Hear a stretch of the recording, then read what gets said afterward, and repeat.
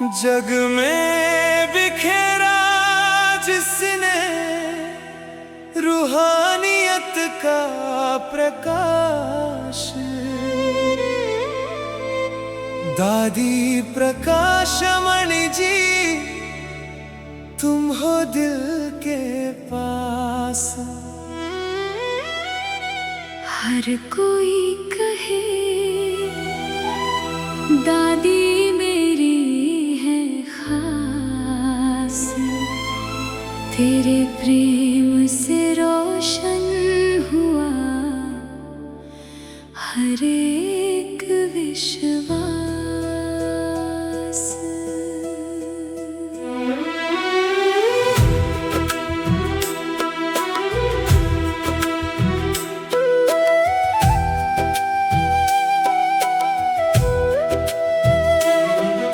निमित्त निर्माण निर्मल जीवन की राह दिखाई, तेरी पावन सूरत ने जग में ज्योति जगाई। ममता भरी मुस्कान में परमात्मा का प्यार, हर आत्मा को शांति मिली, हर मन को दुला। अहंकार को त्यागा, लेकर दुनिया को जीने का रास्ता दिखाया, दुनिया को जीने का रास्ता दिखाया। दादी ने सबको प्यार दिया, सबको आगे बढ़ना सिखाया। दादी जी ने सबको प्यार दिया, आगे बढ़ना सिखाया। अपने मीठे बोल और अच्छे कर्मों से हर दिल में अपना स्थान बनाया। अपने मीठे बोल और अच्छे कर्म से हर दिल में अपना स्थान बनाया। आज दादी हमारे बीच नहीं है, लेकिन उनकी यादें हमेशा रहेगी। आज दादी हमारे बीच नहीं है, लेकिन उनकी यादें हमारे सामने हमेशा रहेगी। उनकी बातें और उनकी सीख हम सबको सदा याद रहेगी, हम सबको सदा राह भी दिखाएगी। दादी आपका जीवन हम सबके लिए एक प्रेरणा है। आपका प्यार हमारे दिल में हमेशा रहेगा। शिव बाबा के चरणों में दादी जी की आत्मा को कोटि कोटि श्रद्धांजलि और श्रद्धा अर्पित। लौट के आना उम्मीद की दादी हो सके तो लौट के आना।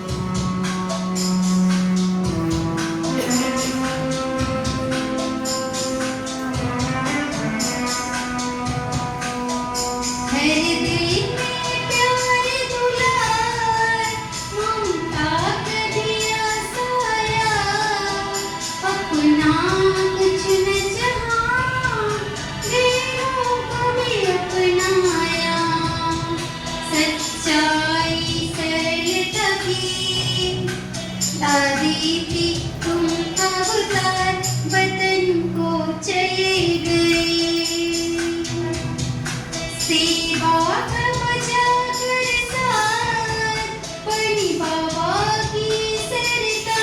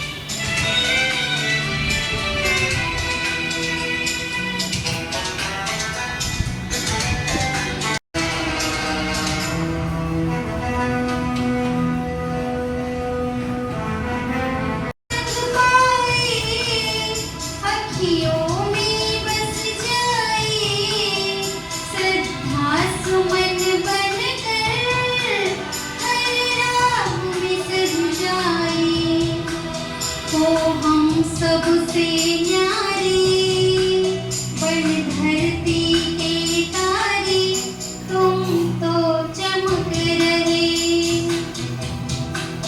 बंसी मुसलती के मिसाल दिखलाए सी कमाल ओ प्यारी दादी हमारी दादी हम सबकी हो तुम जान बाबा की तुम हरे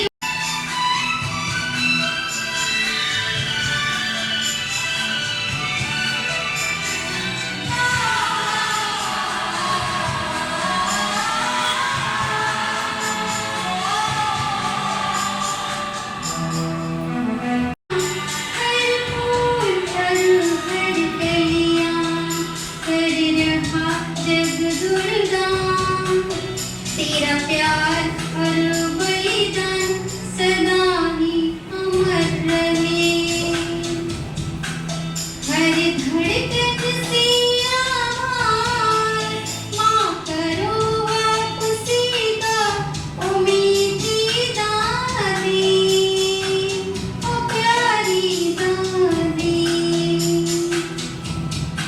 हम सबकी हो तुम जान बाबा की तुम हरिमान वतन को चले गए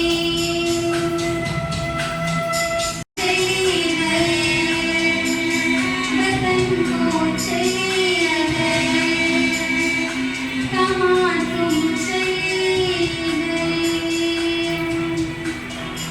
ओम शांति శరీరం పొందిన తర్వాత ఎవరిని నిమిత్తం చేశారు? దాది ప్రకాష్. కానీ ఎప్పుడు కూడా బాబాతో పాటు ఎక్కువగా తోడుగా ఉండి సేవ చేసింది మన్మోహిని దీప. దాదిని ఎప్పుడూ సేవ కోసం అంటే పార్టీని తీసుకొని ఎప్పుడైతే దాది వచ్చేవాళ్ళు బాబా వెంటనే అడిగేవాడు ఫలానా దగ్గర సేవ ఉంది వాళ్ళు ఎప్పుడు వెళ్తున్నావు ఈ రకంగానే బాబా అడిగేవాడంట. ఇంకా దాదికేమో ఉండాలని అనిపించేది కానీ బాబా చెప్పారు కదా బాబా చెప్పారు అది చేయాల్సిందే. ఒకసారి యజ్ఞంలో ఎక్కడో సేవకి అర్జెంట్ వెళ్ళాలి బాబా అందరిని అడిగారు అందరూ రకరకాలుగా కారణాలు చెప్పారు ఇది అయిన తర్వాత వెళ్తాను అదే అయిన తర్వాత వెళ్తాను అయితే దాదికి కూడా ఏదో ఉంది ఆల్రెడీ పని కానీ దాది ఏంటి బాబా చెప్పారు అనగానే తనది ఎన్ని పనులున్నా వదులుకొని దాది వెళ్ళారు. తర్వాత ఎవరికైతే బాబా అడిగారో వాళ్ళు అడగడం జరిగింది బాబా ఇప్పుడు వెళ్ళొచ్చారు. బాబా ఏమన్నారు ఎవరైతే వెళ్ళాలి సిందో వాళ్ళు వెళ్ళిపోయారు. అంటే ఆ రకంగా దాదీజీ బాబా ఎలాగైతే మమ్మ ఎలాగైతే జీ బాబా జీ జీ అనుకుంటూ నడుచుకున్నారో దాది కూడా ఫుల్ ఫాలో ఫాదర్ లాగా జీ బాబా అనుకుంటూ దాది కూడా ఈ రకంగా నడుచుకున్నారు. మీకు తెలుసు కదా దాది బాబా ఏం చేశారంటే దీదీని వేరే సేవ కోసం కుంభమేళా జరుగుతుంది అక్కడ దీదీని పంపడం జరిగింది. దాది ప్రకాష్ పురిజీ అప్పుడే పార్టీ తీసుకొని వచ్చారు. ఫస్ట్ టైం బాబా దాదిని అడిగారంట సాకార్ బాబా ఏమని వచ్చి అక్కడ సేవ కోసం ఎవరైనా ఉన్నారా 4 రోజులు ఇక్కడ ఉండగలుగుతావా అన్న వెంటనే ఇంకా దాదీలో ఆ సంతోషాన్ని చూడలేమన్నమాట. అంటే దాదీజీకి ఎంత సంతోషం అనిపించింది అంటే చెప్పడానికి వీల్లేదు. ఎప్పుడు కూడా వెళ్ళు అని చెప్పే బాబా ఈరోజు ఉంటుమంటున్నారు. కానీ ఆంతరిక రహస్యం ఎవరికి తెలుసు ఎవరికి తెలియదు కదా. ఆ రకంగా దాది ప్రకాష్ మణి బాబా శరీరం వదలక ముందు ఉండడం జరిగింది. బాబా శరీరం వదిలే ముందు రోజు మార్నింగ్ కొంచెం బాబాకి హెల్త్ బాగలేదు కానీ డాక్టర్ గారిని పిలిస్తే బాబా అప్పుడు వద్దు అంటున్నారు. అయినప్పటికీ మళ్ళీ సాయంత్రం ప్రతిరోజు లాగా ఏదైతే క్లాస్ టైంకి బాబా వచ్చేవాళ్ళు ఆ రోజు బాబా ఏమన్నారంటే పిల్లలందరినీ ఈరోజు తొందరగా రమ్మన్నారు. తొందరగా రమ్మనాలి అని చెప్పి పిల్లలందరూ తొందరగా వచ్చారు. ఫస్ట్ టైం బాబా ఏమన్నారు, అచ్చా బచ్చే చుట్టి విదాయి. కానీ అందరికి అర్థం కాలేదు, దేనికి చుట్టి దేనికి విదాయి. తర్వాత మళ్ళీ బాబా రూమ్కి వచ్చిన వెంటనే దాది ప్రకాష్ మణిజీ, ఇంకా ఇషు దాది, ఇంకా ఇద్దరు లచ్చు దాది, వీళ్ళందరూ కూడా వచ్చారు. ఇంకా బాబాకి కొంచెం హెల్త్ బాగలేకపోయేసరికి డాక్టర్ని అయితే పిలవడానికి వెళ్ళారు. ఆ డాక్టర్ ఎప్పుడు కూడా పిలిచిన వెంటనే వచ్చే డాక్టర్ అది భోజనం చేస్తున్నారంట. ఆ భోజనం కూడా వదిలేసి బాబా దగ్గర నుండి పిలుపు వచ్చిందని పరిగెత్తుకొని వచ్చారు. ఈలోపు బాబా దాది చేతిలో చేయి పెట్టేసి యజ్ఞం గురించి అంతా బాబా చెప్పేసి అప్పుడు బాబా శరీరం వదలడం జరిగింది. దాదీజీ కూడా అదే బాబా దగ్గర ఆ పవర్స్, ఆ శక్తిని తీసుకొని యజ్ఞాన్ని ఇంత విస్తారం దాది చేయడం జరిగింది. సాకార్ బాబా శరీరం వదిలిన వెంటనే దాది అందరికీ ఫోన్లు చేసి ఒకటే, డ్రామా యాద్ హై, సాకార్ బాబా और వ్యక్తి. చాలా మంది ఆశ్చర్యపోయారు. మీకు తెలుసు కదా, దానికన్నా ముందు జగదీష్ భాయ్ వచ్చారు. జగదీష్ భాయ్కి ఆల్రెడీ తెలుసు బాబా శరీరం వదులుతారని తెలుసు. కానీ బాబా మాత్రం అందరికీ ఈయన చెప్తారని బాబా పంపించారు. కానీ దాదికి ఉండమన్నారు. అప్పటి నుండి దాది అందరికి ఫోన్ చేశారు. అదృష్టానికి దీదీకి ఆ రోజు కాల్ వెళ్ళలేదు, కలవలేదు అక్కడ. అందుకని దీదీ లేట్గా వచ్చారు. దీదీ వచ్చిన తర్వాత 21 జనవరికి బాబాది అంతిమ సంస్కారం చేయడం జరిగింది. అప్పుడు నుండి దీదీ దాది యజ్ఞాన్ని ఎలా సంపాదించారు అంటే, యజ్ఞంలో ఏమంటారంటే దీదీ దాదిది శరీరం వేరు కానీ ఆత్మ ఇద్దరిది ఒక్కటి.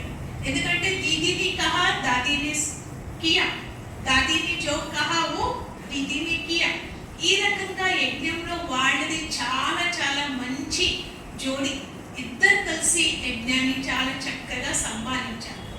కానీ ఒక్క విషయం ఏమైందంటే, యజ్ఞంలో ఎప్పుడైతే బాబా పిల్లలు సేవ చేయడానికి వచ్చేవాళ్ళు, అంటే మధుబన్లో సరెండర్ ఉన్నప్పటికీ వాళ్ళు సేవ చేసేటప్పుడు ఏంటంటే కలర్ డ్రెస్ వేసుకునేవాళ్ళు. మామూలుగా సమర్పడిన వాళ్ళందరూ వైట్ వేసుకుంటారు కదా, కానీ వాళ్ళు కలర్ డ్రెస్ వేసుకునేవాళ్ళు. ఎందుకంటే దీదీ ఏంటంటే అన్నిట్లో ప్రతి దాంట్లో పొదుపు అనేది చూసేవాళ్ళు, తక్కువ అవుతుంది ఆ ఉద్దేశంతో వాళ్ళకి కలర్ డ్రెస్ ఇచ్చేవాళ్ళు. అయితే దగ్గరలో ఉన్నవాళ్ళు గుజరాతీలు వాళ్ళు ఉంటారు కదా, వాళ్ళు ఏంటంటే బాబా ఇంటికి వచ్చినప్పుడు టిఫిన్ తెచ్చుకునేవాళ్ళు అంటారు. అయితే టిఫిన్ తెచ్చుకున్నప్పుడు ఏదైతే మిగులుతుందో అది వాళ్ళకి పని వాళ్ళు అనుకుని ఇచ్చేవాళ్ళు అంటారు. ఎవరికి? సేవాదారికి. ఈ విషయం దాది వరకు వెళ్ళింది. దాది వరకు ఆ విషయం వెళ్ళింది. దాదికి చాలా అంటే చాలా అంటే ఒక రకంగా ఫీలింగ్ వచ్చింది, ఇదేంటి బాబా పిల్లలకి వీళ్ళు ఈ రకంగా ఇవ్వడం ఏంటి. మళ్ళీ అనిపించింది వాళ్ళకి తెలియనప్పటికీ కూడా తను తిన్నది ఎంగిలి ఎవరికి కూడా ఇవ్వకూడదు కదా, అవునా కాదు, ఇవ్వకూడదు. అలాగని దాది ఏంటంటే లేదు కలర్ డ్రెస్ ఉంటే ఇట్లా అని ఇద్దరికి కొంచెం సంభాషణ జరిగింది. అయినప్పటికీ దాదీజీ ఒక్కటే అదే రోజు ఆ సేవాదారులందరినీ పిలిపించి, ఈ రోజు నుండి మీరందరూ కూడా సమర్పితైన వాళ్ళు కాబట్టి కలర్ డ్రెస్ కాదు వైట్ డ్రెస్ వేసుకోవాలి అని దాదీజీ ఆ రోజే ఆ క్షణమే ఈ రకంగా డైరెక్షన్ ఇవ్వడం జరిగింది. ఇంకొకటి, ఎప్పుడైతే సాకార్ బాబా శరీరం వదిలిన తర్వాత శాంతి స్తంభం కట్టారు కదా, నేను ఒకసారి 2-3 టైమ్స్ 18 జనవరిలో చాలాసార్లు వెళ్ళాము. కానీ మొదట ఎప్పుడైతే వెళ్ళడం జరిగిందో ఆ సమయంలో దాది రథంలో దాదికి ఎంత పవర్ఫుల్ దృష్టి ఇస్తున్నారంటే, ఆ దృష్టి యొక్క వైబ్రేషన్స్ ఆ పక్కన ఉన్న వాళ్ళందరికీ కూడా చేరుకుంటుంది. అంటే చూడండి, దాదీజీ చాలా చాలా పవర్ఫుల్. దాదీజీ క్లాస్ చేస్తుంటే కానీ ప్రతి ఒక్కటి దాంట్లో దాది వచ్చి గమనించేవాళ్ళు, చూసేవాళ్ళు. అలాంటి గొప్ప మన దాది ప్రకాశం. చిన్నపిల్లలు వస్తే చిన్నపిల్లల దాంట్లో కలిసేవాళ్ళు. కుమారులు వస్తే నేను కూడా కుమార్ని, కుమార్క నా పేరు అనేవాళ్ళు. మాతలు వస్తే నేను కూడా మాత అనేది దాది. టీచర్ వస్తే నేను టీచర్ అంటే ఈ రకంగా దాది. అదర్ కుమారులు వస్తే వాళ్ళ దాంట్లో కలవడం, ప్రతి ఒక్కరు దాంట్లో కలవడం అనేది మేము ట్రైనింగ్లో ఉన్నప్పుడు ఒక్కరోజు కూడా దాది లేకుండా ట్రైనింగ్ జరగలేదన్నమాట. ప్రతిరోజు ప్రతి పార్టీలో దాది అడిగేవాడు కదా, మీరందరూ ఎలా ఉన్నారు, మీకు అన్ని రకాలుగా లభిస్తున్నాయా, మీకు ఏదైనా కష్టం ఉంటే సమస్య ఉంటే నా దగ్గర వచ్చి నన్ను అడగండి అని చెప్పేవాడు. కళ్ళతో చూశాను. అన్నయ్య ఇందాక అన్నయ్య చెప్పారు కదా, కోర్సు ఎలా చెప్పేవాడంటే చాలా సైంటిఫికల్గా అన్నయ్య చెప్పేవాడు. కానీ అన్నయ్య ఎప్పుడు కూడా చూస్తే నేను స్టార్టింగ్ నుండి లాస్ట్ వరకు అన్నయ్యలో చూశాను, చాలా హర్షితంగా ఉండేవాడు. మురళి ఎలా వినేవాడంటే ఆ సంతోషాన్ని ఎదురుగా ఉన్నవాడికి కనపడేది. అంత సంతోషంతో, అంత నషతో, అంత అలర్ట్గా, యాక్యురేట్గా అన్నయ్య వినేవాడు. అన్నయ్య మంచిగా ఉన్నంత వరకు ఎంత పెద్ద తుఫాన్ వచ్చినా, ఎంత పెద్ద వర్షం వచ్చినా గొడుగు పట్టుకొని అంత దూరం నుండి ఇక్కడికి వచ్చేవాడు. ఒకరోజు చూడలేక నేనే అనేసాను, అన్నయ్య ఇంత వర్షం వస్తుంది, ఇంత తుఫాన్ లాగా ఉంది, అక్కయ్య బాబా స్టూడెంట్ని కదా, ఎలాంటి తుఫాన్ వచ్చినా ఏమన్నా బాబా రావాలంటారు కదా, వస్తాను. మేము పై నుండి రావడానికి కొంచెం లేట్ అయ్యేదేమో, కానీ అన్నయ్య మాత్రం వచ్చి బెల్ కొట్టి ఏమనేవారు కాదు.